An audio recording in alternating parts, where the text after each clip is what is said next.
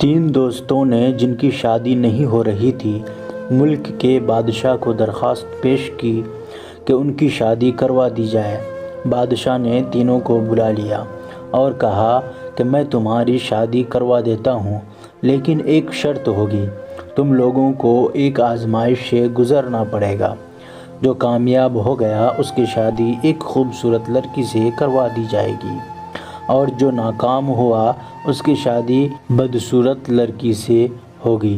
انہوں نے شرط منظور کر لی۔ انہیں ایک تاریک کمرے میں اکٹھا رکھا گیا جہاں مکمل اندھیرا تھا، اور بتایا گیا کہ یہاں 1 ماہ تک رہنا ہے۔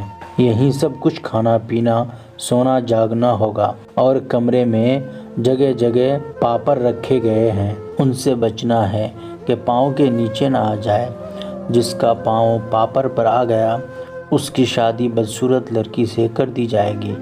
اب جناب تمام دوست اس آزمائش سے صحیح سلامت گزرنے کے لیے مکمل احتیاط سے رہنے لگے۔ 9 دن خیریت سے گزر گئے۔ 10ویں دن ایک دوست کا پاؤں پاپر پر آ گیا۔ فوراً اسے سپاہی کمرے سے نکال کر لے گئے اور اس کی شادی بدصورت لڑکی سے کر دی گئی۔ اب 2 دوست خوش ہوئے کہ اب جگہ کھلی ہو گئی ہے۔ 20ویں دن ایک اور دوست کا پاؤں پاپر پر آ گیا اور سپاہی اسے بھی روتا دھوتا لے گئے۔ اب تیسرا اکیلا رہ گیا۔ اس نے باقی دن خیریت سے گزار لیے۔ آزمائش پوری ہونے پر اس کی شادی ایک خوبصورت لڑکی سے کر دی گئی اور وہ خوشی خوشی رہنے لگا۔ ایک دن اس نے اپنی بیوی سے کہا، تمہیں پتہ ہے میں تمہیں حاصل کرنے کے لیے کتنی تکلیف دہ آزمائش سے گزرا ہوں؟ اور اس کے بعد مکمل تفصیل سمجھائی۔ پھر پوچھا، اچھا تم بتاؤ تم نے مجھے حاصل کرنے کے لیے کیا کیا؟